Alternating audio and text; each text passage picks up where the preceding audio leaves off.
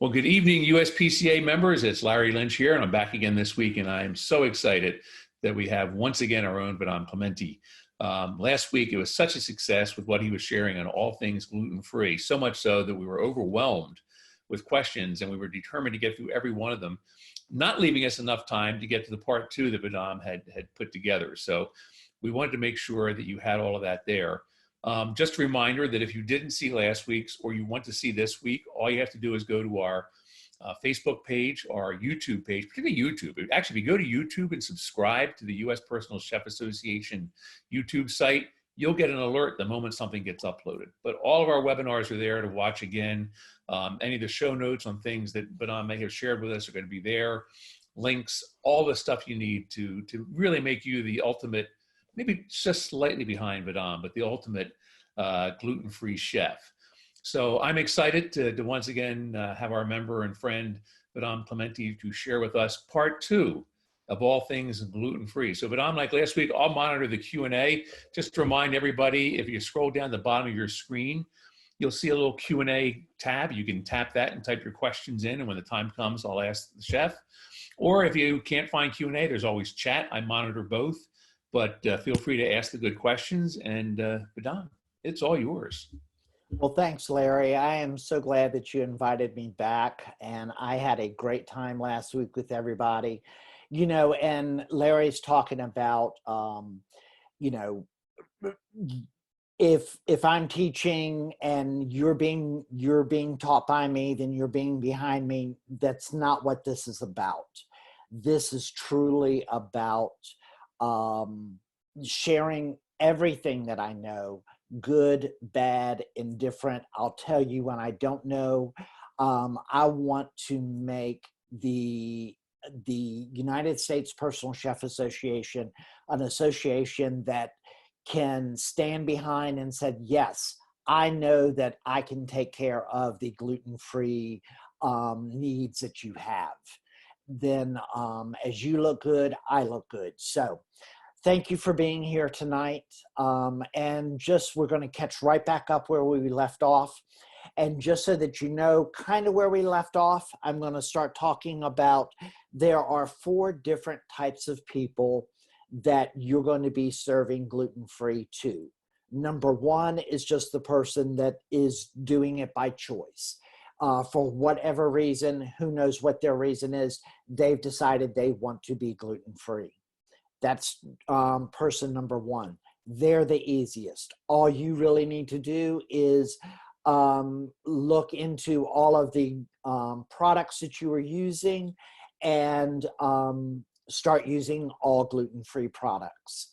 The number 2 would be the person that is gluten sensitive. Now, just so that you know, you may hear this term being referred to as non-celiac gluten sensitivity.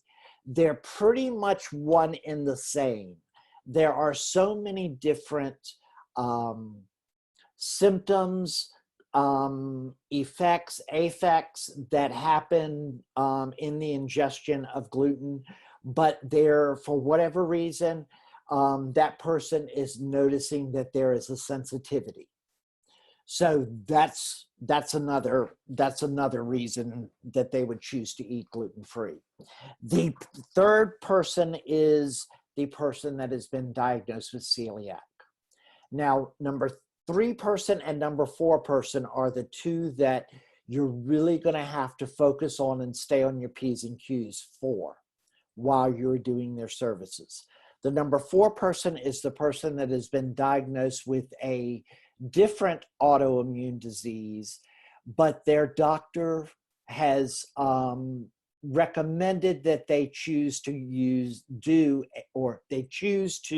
stick to a gluten-free diet.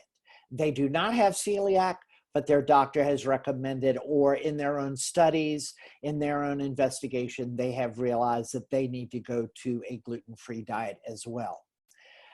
Just on a sidebar with that, they've done some studies and have realized that in many autoimmune diseases, if the person does not go to a gluten-free diet, the probability of them getting a second autoimmune disease is strengthened by 50%. So that's a little bit of knowledge that you might want to keep under your belt, in your tool belt, so that you can talk to your clients as they're mentioning, you know, I've been diagnosed with this autoimmune, or I've been diagnosed with that. You may want to say to them, hey, have you ever thought about going to a gluten-free diet? And because of the things that I have been learning, I can promise you that I can cook that gluten-free diet and you will not miss out on anything in taste and or texture. Those are the things that you're really going to want to focus on. So let's move now into what is celiac disease. I don't want to get into a lot of medical stuff. I went into a little bit last week, but basically all you need to know is that there is a protein. There's two different proteins that the body looks at as an attacker.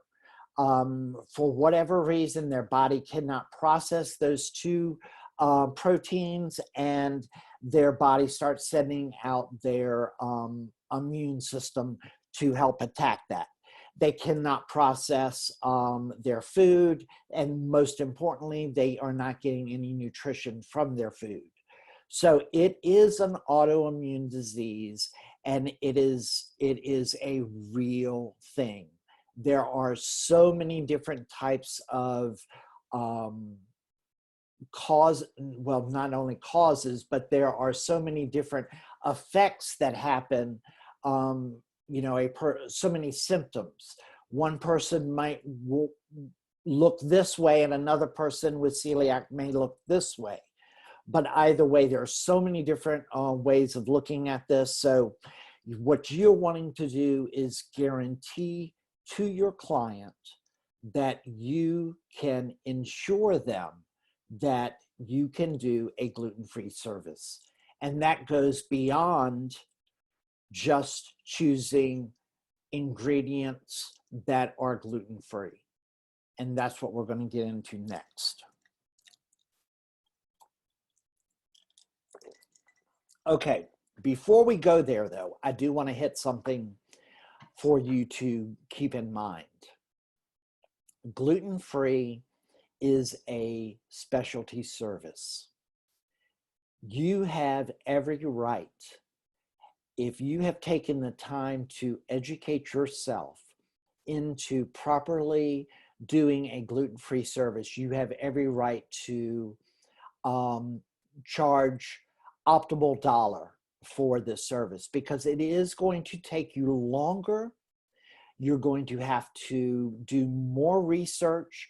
You're going to spend more time in the grocery store, and you're going to have to spend a lot more time working with that client in their home with all of their appliances, their tools, their pots, their pans, their everything, and we're going to go into that. So some of the things that you're going to want to ask that client as you are either introducing a gluten-free diet or they are telling you that they need a gluten-free diet, you're going to want to find out, is everyone in their home on board with this? Why do you think that's important? It's real simple. If you are going to be bringing gluten-free product in, and their kitchen may be clean, there's going to be trace minerals of gluten in and around that kitchen that are going to cross-contaminate your product. So you're going to need to find out, is everyone on board?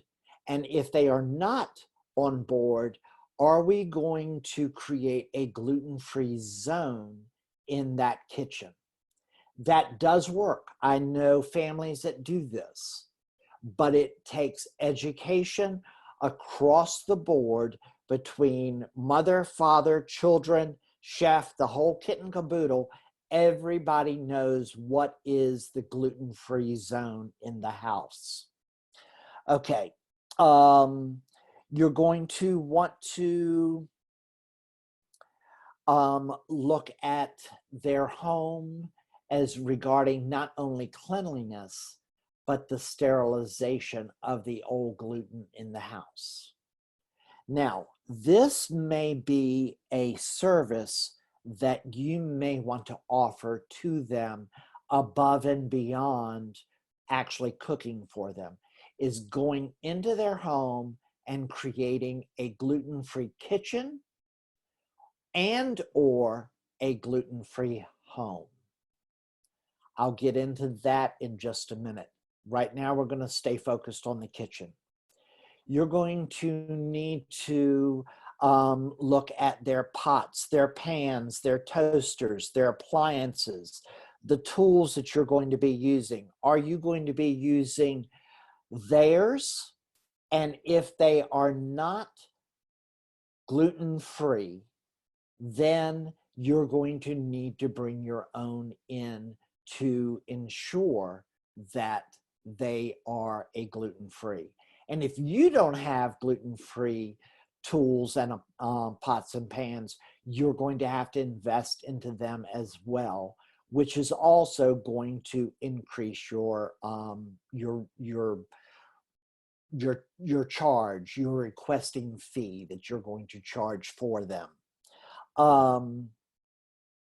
Let's see, let me look at all of my notes here because we've got a lot of stuff. Okay, so remember I said you may want to offer them a gluten-free, creating a gluten-free kitchen and or a gluten-free home.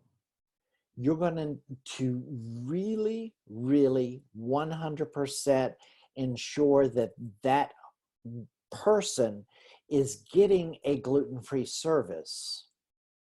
You may even have to look into their bathroom, their prescriptions, their ointments, their lotions, their lipsticks, even the glue on the envelopes.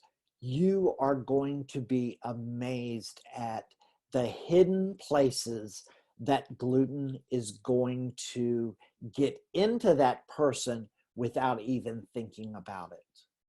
And if it's that intense inside the home, it's even more intense inside the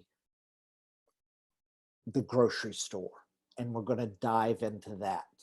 Larry, are there any things that we need to address before I get into that part of this process? Let me throw the questions out that we have. So not throw them out. Let me throw them over to you before Okay. we get, if you want, we can start. First of all, Karen DeMont, always as one of your fans, says, thank you for coming back, Chef. Chef, actually, there was one that came in. It was a two-part question because it didn't come through. Chef Marcia said, last week when Sandy asked about gluten-free baking at altitude, you suggested psyllium husks as well as an extra egg. The question is, how much psyllium husk per cup of flour? Wow. Well, I'm not really in a high altitude. Yes, I'm in the North Georgia, but I'm not in the high altitude. So what I would recommend is actually investigating that sort of thing a little further. Google it. I really don't know the answer for that because I haven't had to deal with that. So look into it. That's the best I can tell you, but I do know that the psyllium husk and the egg definitely does help. Perfect. And then Chef Greg says, my husband is gluten-free. I have tried using commercial measure for measure gluten-free flour, but I find that my baked goods are gummy. I believe it is because of this tapioca starch and the potato starch. Any suggestions to lighten up texture of breads, cakes, and pastries? Okay, yeah. The starches, the potato starch will definitely, and it depends upon the ratio that you are creating. Now, are you creating your own flour blend or are you buying your own flour blend? That's what you're going to need to look into. You know, I gave a recipe last week for a gluten-free flour that was 4 parts white rice, 2 parts brown rice, 2 parts tapioca, 1 part potato starch. That works pretty well across the board. You need to balance um, the grinding of the agent, like the rice, the white rice or the brown rice or the coconut or the almond, along with the starches, because what you're trying to do is implement or impersonate what true flour not only looks like, but what it does while it is cooking. So you may need to look into the type of flour that you're using. I'd love to say you can always purchase it from me. I'll be happy to ship it out to you. But, you know, if you're not really wanting to do that, look into what you are using and see, look, you know, when you look back on their ingredient list and you see the where it's listed, the ingredients, that means the amount that they use most is first, so on and so forth. I'm sure you know that. If you're looking at where the starches are first, of course, they are going to be more gummy. So it's really one of those things that you're going to have to not only look at the production, but also the humidity, the altitude, and all of those sorts of things that you are living in. I know that's a vague answer, but it's the best I can do. All right, Chef. And one more, we'll let you get back into the description for tonight. But Chef Joanna says, my husband feels like the baked goods like cookies and breads tend to be chalkier and not smooth. What can I do to make them lighter and more flavorful? You know, when I first got into this and I was testing all of the different flour blends, I know exactly what you were talking about. There is this extra grittiness, graininess, and there was a couple of times that I actually ran them through the coffee grinder just to make them a little bit more powderier. That did help. But again, you may want to look at the actual product that you are using, and you may always want to use, excuse me, I'm sorry, on that extra egg. There are new products that are coming out that is, what's the name of it? I've been wanting to try it and I haven't, but there's a product that is a tapioca starch on steroids. That's my explanation of it. It's called Expandex or something like that. Don't have the name of it. I haven't tried it. But those sorts of products are being invented to impersonate, to add to the flours, the recipes, to impersonate flour. So that may help. Awesome. So I'll turn it right back over to you and we'll wait for some more questions. Okay, let's get into shopping. As I said last week, when you are in the grocery store, if you are shopping on the outside perimeter of the grocery store, you are going to be less glutened than, and that's a word that that's kind of natural. When you have been exposed to gluten, you have been glutened. So you have a less propensity to be glutened on the outside perimeter of the grocery store. Now, that doesn't mean that you cannot be glutened out there, because I am noticing, especially like in the produce section, where there are the salad dressings that stay refrigerated. Not all, not every, but you will definitely need to look at the ingredients, because those sorts of things often do have gluten in them. And I've noticed that in the nuts, in those sorts of things that are additions to salads. You know, those little pea pods that are the deep fried pea pods that almost crunch like Cheetos. I don't know for sure, but because I don't use them, but the probability, unless they have the gluten-free certification on them, they may or may not. So the propensity is less on the perimeter, greater inside the center, the apex of the store. Now, some of the products that you really need to be careful with are the broth, the stocks, the soups, those sorts of things. When I first got into cooking gluten-free, and it was our first Christmas, and I'm Southern, you've got to have a green bean casserole on the table, either Thanksgiving or Christmas or both. There was no such thing as a gluten-free cream of mushroom soup, and there was no such thing as a gluten-free French fried onions to put on the top. I've noticed in the last few years, they do have them now. So you really need to be careful regarding the broths, the stocks, and the soups. You also, as I mentioned last week, stay very close attention to the spice blends. They use agents that keep them from clumping over time. Many of those agents are gluten-based. You're also, as we're coming into the store, looking at your flavored chips and crackers. We get, you know, we have a whole wall of all of these different types of potato chips, corn chips, all of those sorts of things that you can now get. Many of those would be intrinsically gluten-free because of the product.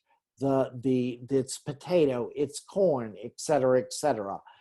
But not only in the manufacturing, those products may have been contaminated with gluten, but secondly, their seasonings and their flavor packets.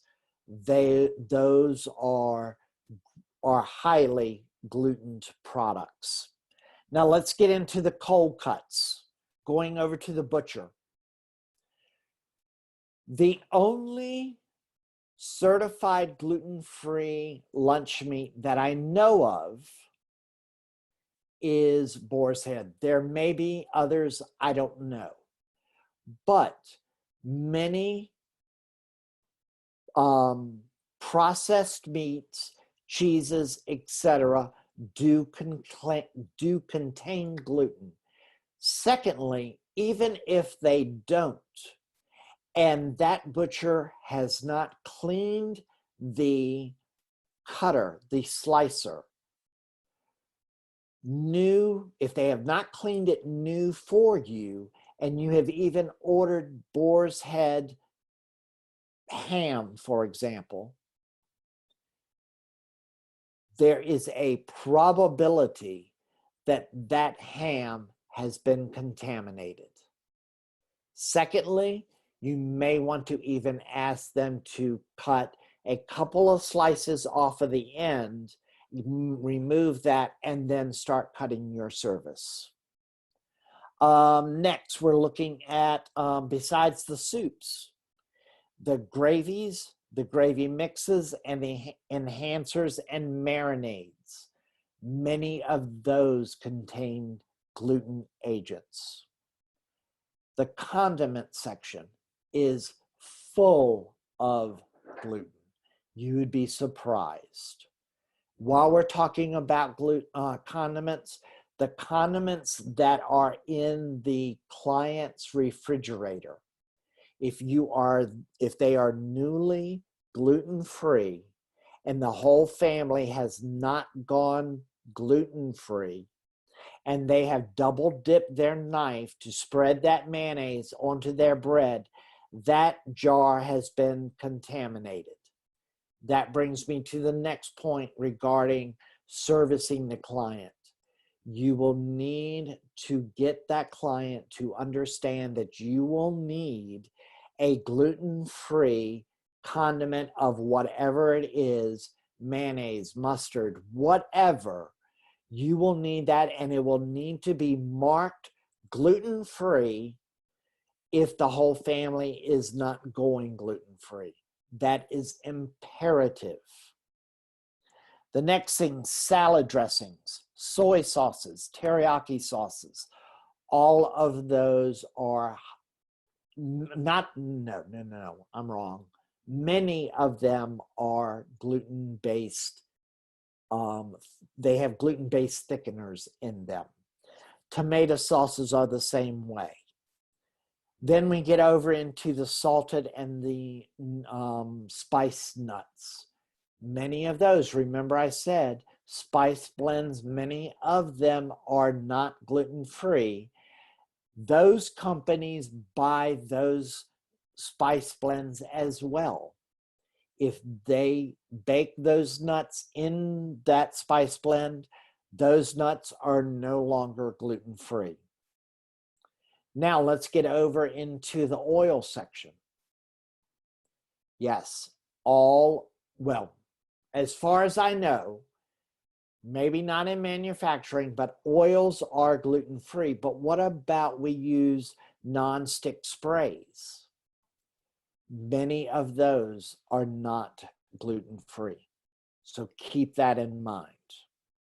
Okay, so now we've talked about product. Let's talk about some of the hidden places that you might not even think of. Those places where you're going to actually literally flip the product over and look at the list of ingredients. You're going to look for artificial color and colorings, caramel colorings. Many of those are not gluten-free.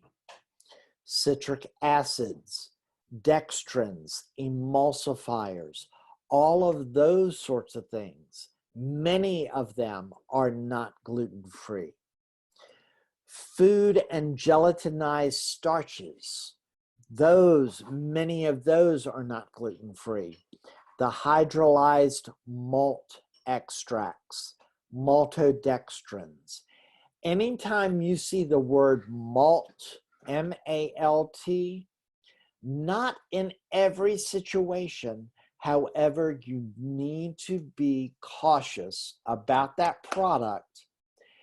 Regarding gluten, if you see the ingredient that is malt anything, maltodextrin, malt extracts, any of those sorts of things, because of the caramel colors, don't ask me why they've decided to create these products. I don't know.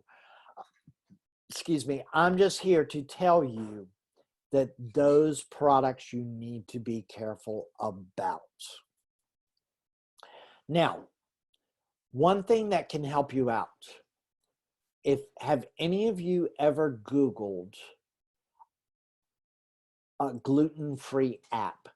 Just go to your app store, your Apple store, your Google Play, whatever, and just Google gluten-free. There are many apps out there that actually will allow you to scan the barcode, and it will tell you that product is not safe, that product is safe, or that product is unsure. Those sorts of things will help you out tremendously. And in relation to where you see it is unsure, if you end up finding that that product does have gluten, notify that app. Let them know, because they are looking at me, looking at you, looking at us to help them to complete their research. All right, so Larry, do we need to get into any other questions? It always helps when I find the unmute button faster than I do sometimes. We got a couple So, here. Let me throw them out here, Chef, so we can, because they're probably relevant. Chef Kathy has a couple of questions here. It says, I purchased your cookbook after the last session and thank looking you. through some of the recipes. You use an ingredient that I am not familiar with. Where would I find xanthan gum and how is it packaged? Xanthan gum, I buy mine off of Amazon, simply because I could not count on my grocery store up here in Bumble, you know what, North Georgia, to carry my xanthan gum. So I started ordering it off of Amazon. I have ordered it off of Bob's Red Mill. I'm trying to think of the other producers. I predominantly use Bob's Red Mill xanthan gum. There is other agents that are very similar to xanthan gum. Guar gum is one of them. Psyllium husk is one of them. You may want to investigate what exactly is it that you want to use and look at the side effects. I decided that when I was looking at weighing out which one I was going to get, xanthan gum would fit my purpose. Now, I don't know what type of purpose you're looking for, but that was my reasoning behind grabbing the xanthan gum. Amazon it. Perfect. Chef Kathy has a question. Do you have concern with store-bought organic vegetable broth? Store-bought Organic vegetable broth. Honestly, is it Kathy? Yes. Larry, Kathy, I've never bought store-bought organic broth. Do you mean like the chicken stocks, the vegetable stock, the beef stocks, those sorts of things? Is that what you're? Yes. Kathy just Okay. wrote back in and said yes. Great. Thanks. Thanks, Kathy. Yes, I am concerned with those. I look for the gluten-free certification, or I flip the box over and I look at the ingredients, and I definitely look for, if I cannot read the ingredients, what is in there, and I know whether or not, there's a possibility. If it is a word I cannot pronounce, then I look it up right then and there on the spot, and I see if it is. But I try to make most of my broths anyway on my own. Now I do buy, don't get me wrong, I'm not trying to put a crown on my head saying I only use my broths. That's not the case. I do buy them, but I do buy the ones that are gluten-free, and I look for that certification. Sometimes these questions lead right into another. So we've got one from Chef Karen and then a follow-up from Chef Kathy. But Chef Karen writes, so I just checked my Kirkland's nonstick spray. It looks like there's no gluten unless there is gluten in dimethyl silicone. I've seen that, but I'm not familiar, and that is not a word that has ever given me alert. I think that's what you're just talking about. That's where if you find something you don't know, you look it up. Mm-hmm. Mm-hmm. And then so I may have looked that word up and I don't remember it, but it's not a word that I remember that sends the trigger off in my brain. Perfect. And then Chef Kathy just wrote, said, my client is also vegetarian, so I use vegetable broth instead of chicken or beef. Right on. Kathy, you know what I do for those clients often is, and especially since she's vegetarian, you're going to have all of the skins of the onion, the stalks and the skins of the carrots, the squash, the everything that you would throw away. Throw that in a pot, put some salt and pepper and whatever spices you want in it, and let it sit there and boil and cook until you are done throughout your day. Now cut it off 2 hours before you're done with your day. When you're starting to clean up, when you're starting to clean up, turn it off, let it cool, take it off of the heat, package it into your pint containers, 2-pint containers, and you have got your broth already created for your next turn. Put that in the client's freezer, mark them that you've made it. And I always mark touch this you die, because I don't want them using my broth that I've made. You know, I'm going to be using that further down the road, and mark it. You know, it's my little joke, but it works for me. So, you know, I make my own broth the day that I'm cooking for my next visit. Does that help?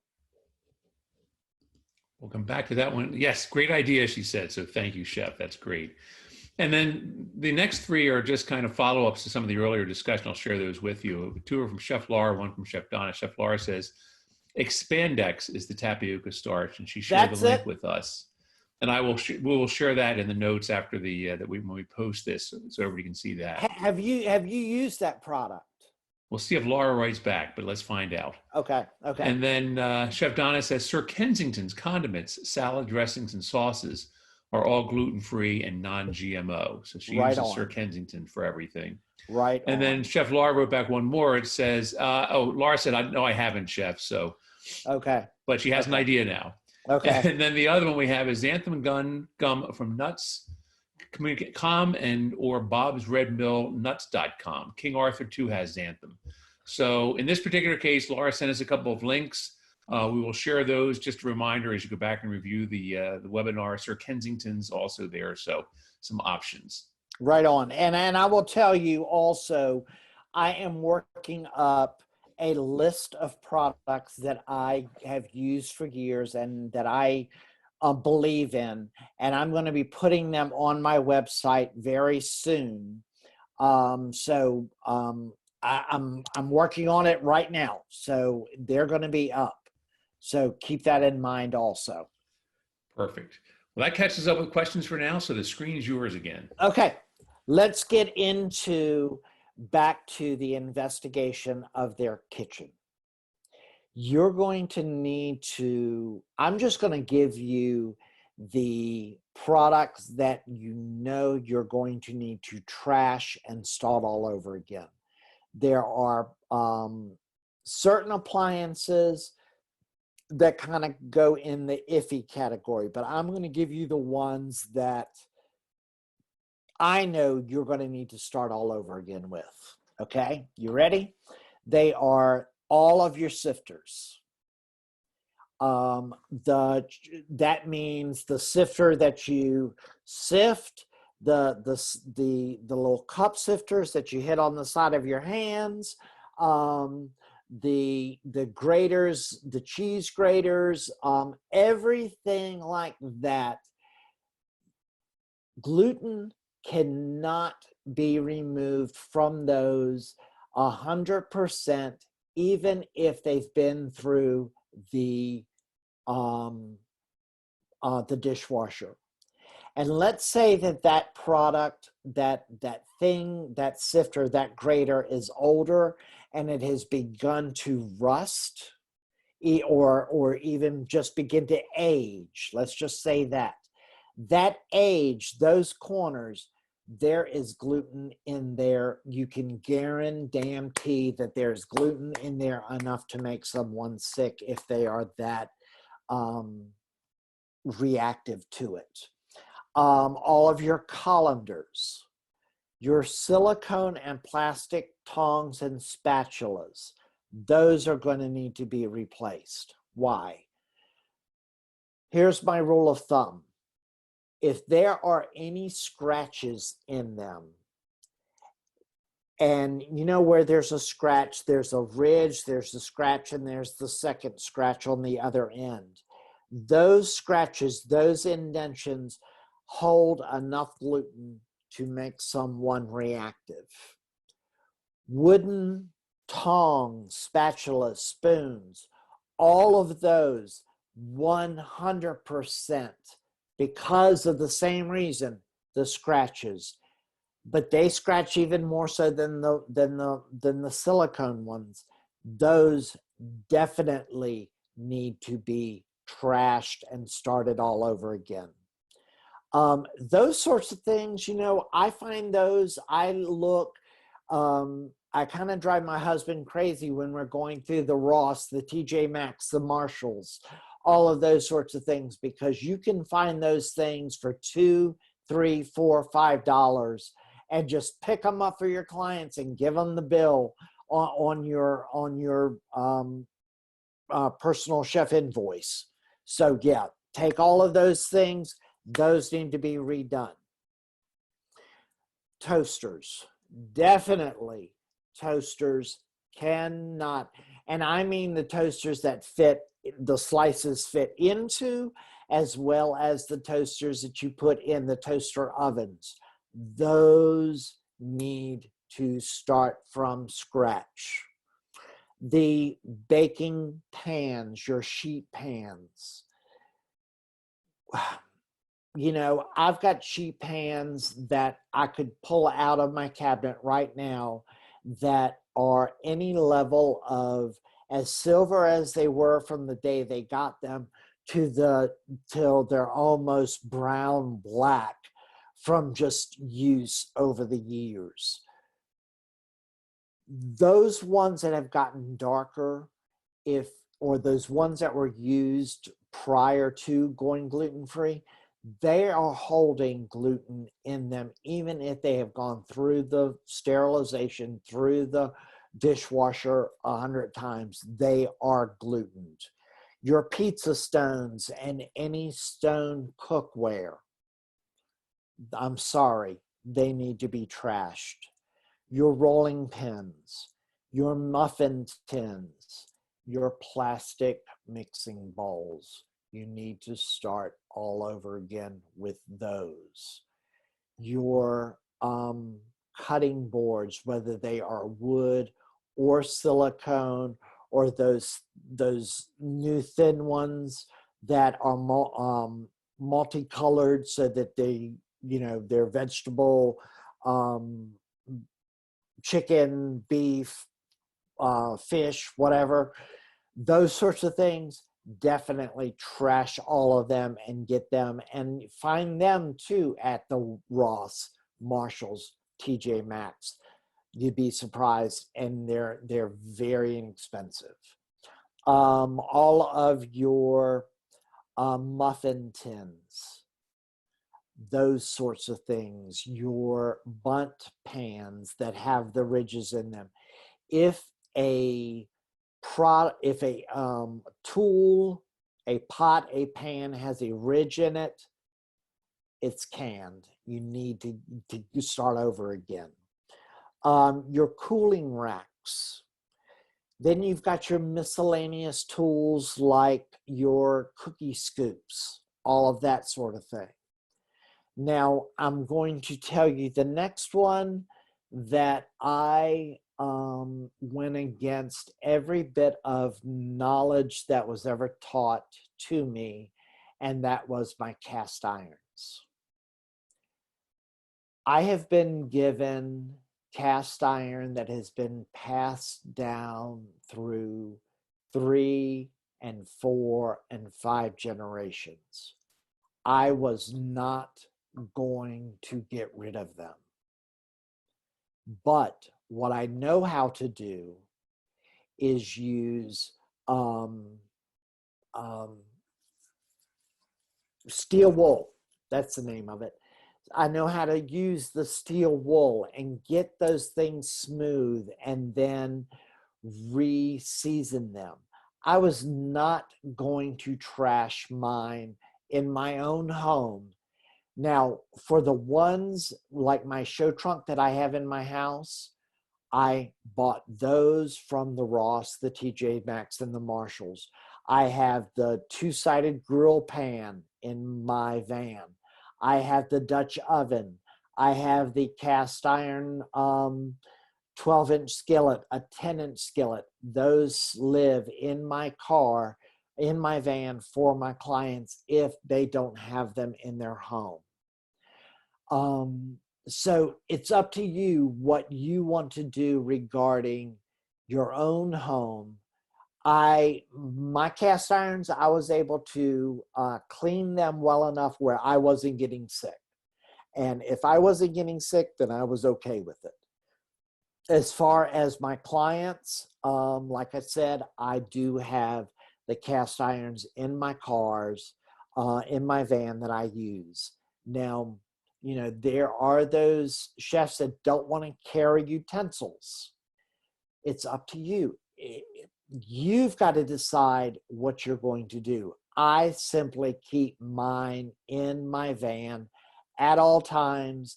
That way, if a client is newly diagnosed, I can start servicing them before they even start having me buy their new stuff for them, or them buying their new stuff for them. So it's totally up to you, whatever you want to do. So those are the tools that we need to be thinking about. Let's see, what time is it? I need to stay on time here, 7:17. I would say we got about 10 more minutes and no questions in there, so carry Okay. on.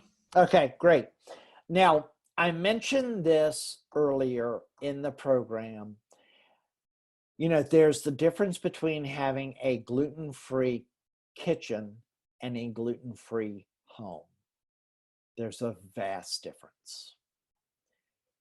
We've talked about gluten-free kitchen, and we could continue to talk about it. But let's go into the home. The reason why I'm bringing this up is very clear to me. Let's say, for example, you are doing the best of your ability, to have the right tools, the right cookware, and the right ingredients.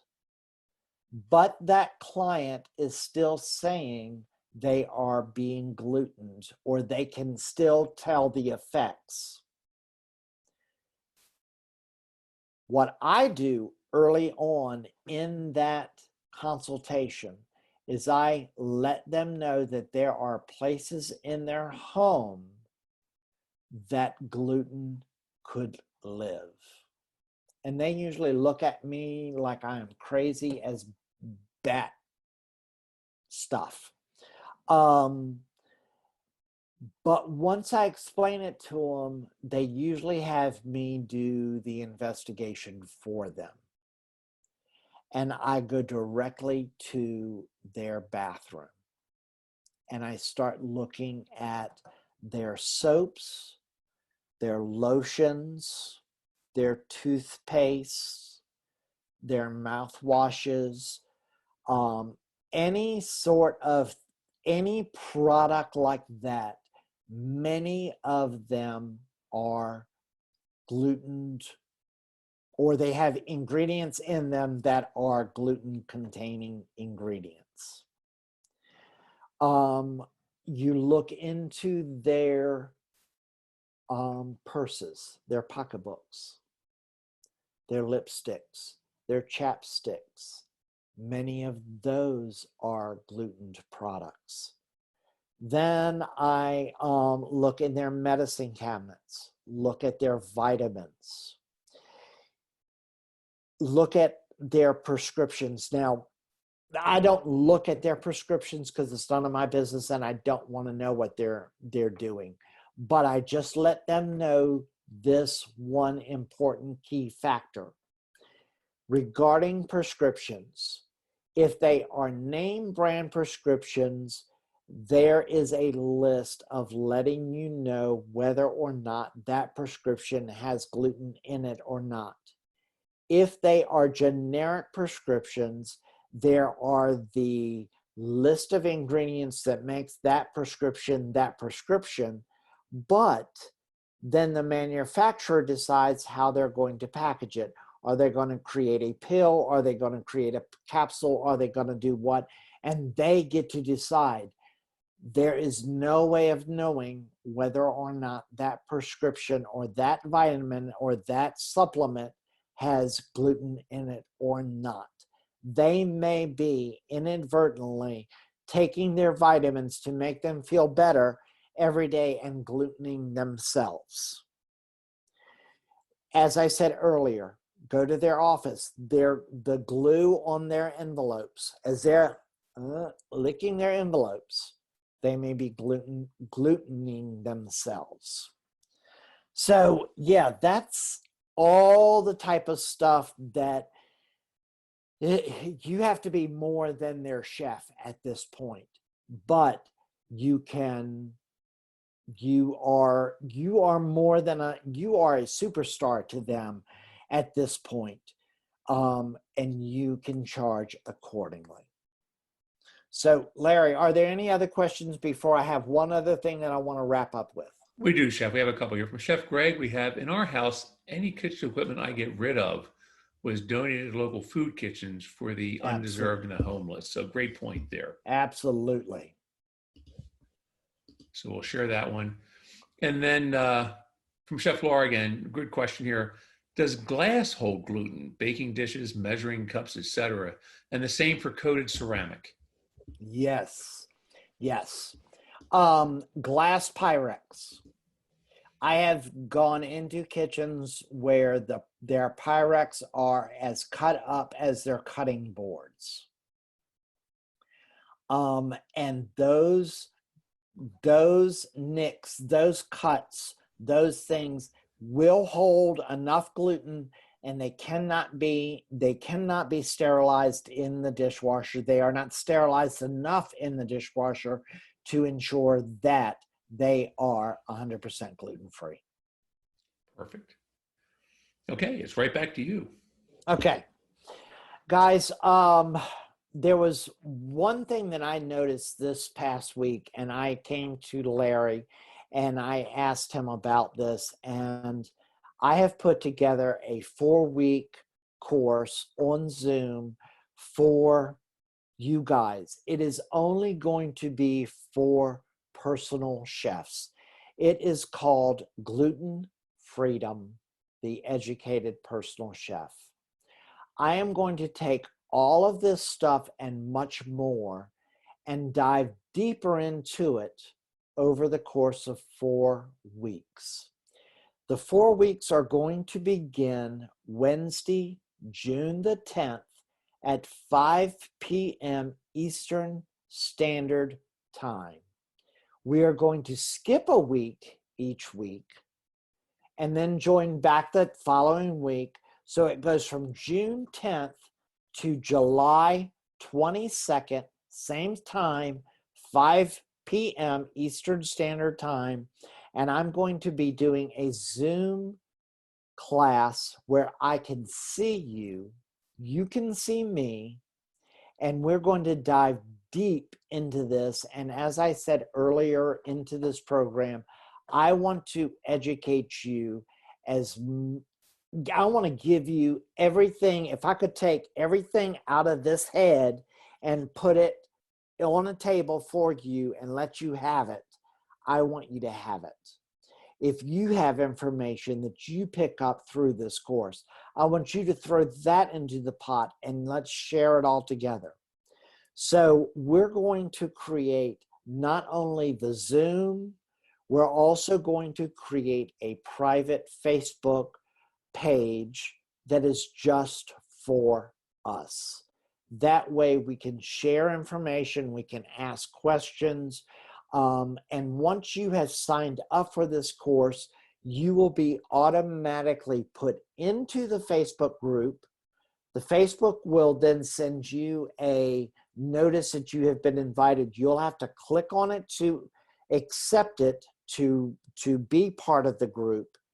And you will also be given access to a Dropbox file of all of the documents that have anything and everything that we discuss and more throughout this course.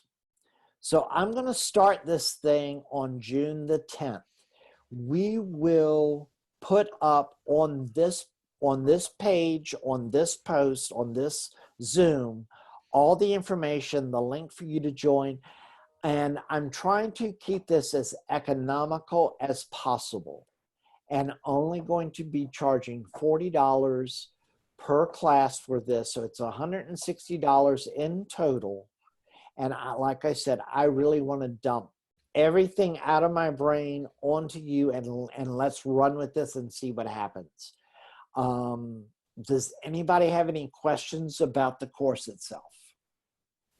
I'm not seeing them pump up, but I will say this, Chef, as you and I discussed, we'll be pushing that link out for the course in our show notes. And of course, I'll get with Vince to make sure it gets to our chapter presidents and they have a chance to share it with their members. And there's always that chance to refer back to this week's webinar episode and last week's, just to get a good taste of what it is you're sharing with everybody. So we really appreciate that on behalf of the membership. Thank you. Thank you. Yeah, I mean, it is no sense in reinventing the wheel. All of the stuff, I have spent hours collecting this information for myself and others. So let's just come together and let's experience some gluten freedom together.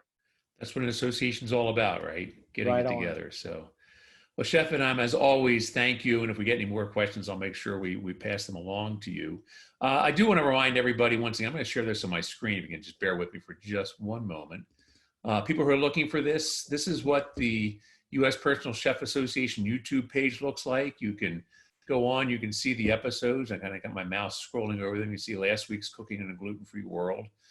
You can subscribe, which we ask you to do. When you subscribe, one of the things that it'll do is send you a notice when we upload any of the new episodes. So please make sure you do that. And if you're a podcast person like I am when I'm exercising, we're on Apple's podcast store. So if you use an iPhone or an iPad, or you can get yourself to the Apple podcast, that's there as well as a great way to listen to them. And all the notes that we have, that what chefs have been sharing with us, what other chefs have been sharing with us, are all up on those episodes. So you make sure you see them there. And then one more bit of planning before I stop and say thank you. One of the things we've talked about in the fun of running with Apple, and the side note, by the way, we have to laugh because when I do this stuff during the day, and today I share with Chef, we were offline a moment ago. I was on both CNN and ABC today. I have to go through this mental checklist of everything I have to turn off because I was in the middle of a live interview a couple of weeks ago, and I forget that I use Apple products across the board. And so somebody decided to call me in the middle of the interview. My phone went off, my watch went off, my iPad went off, and my MacBook went off simultaneously. And you're trying to look cool on live television while you're sitting there with all this cacophony of sounds going off and trying how to figure. So I shut them off now. So I got to get them back on. We have these discussions, but keeping up with, I think one of the most important things, I've been hearing this from members, which is good, is how much people appreciate what USPCA is doing as we get through COVID-19. I think one thing we've learned here is this is the power of the medium, is we're not going to stop here, right?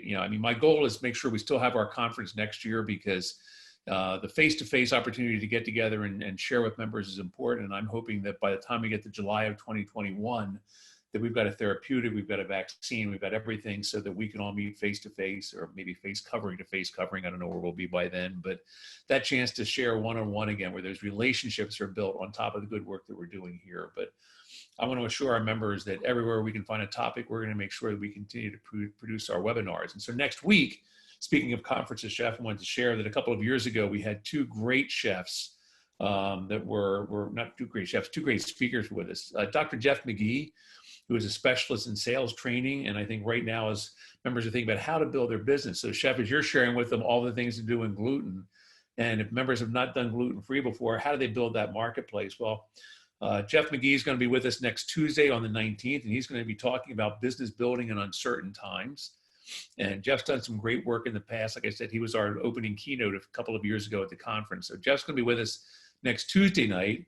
And then another one of our speakers, George Stephonius, who does a lot with marketing and a lot of online work. George is going to be with us next Friday on the 22nd. And he's got a whole COVID pivot kit, how to take your marketing to another level. So some sales and marketing, getting us back to the business of business. So if you've learned everything you can learn from Chef Vedam, and I don't think you have, I think you got to take his course to really get everything you need to know. What next week's going to tell you to do is really how to get that message out in the marketplace and how to find the clients. I was sharing with Chef Vedam earlier that one of the things that I continue to share as I'm talking about the restaurant world in my other life is the fact that, people are eating it at home more. And I will tell you that across the spectrum of the media that I talk to, that's the question. And as I often share with people, that it typically takes 3 weeks to create a habit. And we've all been locked in our houses now for 8 weeks or more. A new habit's been created. And as I shared with somebody today, I think it was actually with somebody from ABC, I was saying, we're getting used to living with 75-inch or maybe 65 or perhaps like me, 55-inch television sets, but they're big enough. You get a big view and you want to kind of kick back and eat at home. And, maybe going out is going to be more of an exception than a rule. And there's just lots of room for personal chefs these days. And I think now is that time to learn from folks like Chef Vedam and pick up your marketing and sales skills. And that's really where USPCA is going to be here to support all of you in getting us there. And that's going to be our goal, and we're going to get it. Larry, on that note, and I'll keep it brief. I really think that people are going to come to us before they come to the restaurants. Restaurants are the go-to just instinctual things, but for the people that are really curious about their safety and still want that experience, they're going to come to us first. And we've got to have our stuff. And I say that the other word together. Our act together. How's that? Yeah, that works. Okay. We'll use that as a substitute. And Chef, you're absolutely right. I mean, that's where it's going. And it's one of the reasons we encourage everybody to subscribe to our channels and push that out there, because that supports all the social media work that we do that gets the message out about what personal chefs are all about. And when I have my sidebar discussion with these reporters, there is always an aha moment as I talk to them about the whole world of a personal chef and how different that is, because the mindset is, oh, it's that exclusive. No, the everyday person can afford a personal chef. And I was sharing a very personal story I've had in terms of connecting with a personal chef in the past and before we're on the air here. So it can be done. So again, our goal is to bring that to life. Our goal is to prepare our chefs. We're committed to continuing to make this happen. I love this medium. I suspect I've just gotten so used to talking to a computer over the course of the last 8 weeks. I had the feeling this is going to be my life for the foreseeable future. So I might as well get used to it and embrace it. So we're going to keep doing that. And Chef, as always, we're here for you too, if anything that you need. Thanks. And guys, hashtag USPCA and hashtag Chef Vedam. Absolutely. And then as I think, two things here. Chef Greg says this pandemic has forced me to reinvent myself as a personal chef. And now I have a YouTube channel. And Chef Greg, that's awesome. I would say stay tuned next week to see what George has to say, because I think you're going to find some more uses for that. And I think one closing one here for us, Chef, because this is for both of us, and that's from Chef Laura McDougall, who says, thank you both. So Chef Vedam, as always, my gracious appreciation for all you do for us. We'll be pushing that June and July series for you, and we'll make sure that gets out with the notes. And I'll get with Vince to make sure that he's pushing it out to the chapter presidents. Laura, I'm going to depend on you to get it out to the New England chapter. And if I've missed any of our chapter presidents who might be on, I apologize. But because Laura wrote, I know she's there. And we'll get it out there. And then we'll see everybody next Tuesday and next Friday. And Laura says she's got it. So there you go, Chef. Right on. Thanks, guys. As always, Chef Vedam, take care. And guys, we'll see you all next week. Take care. Have a great one.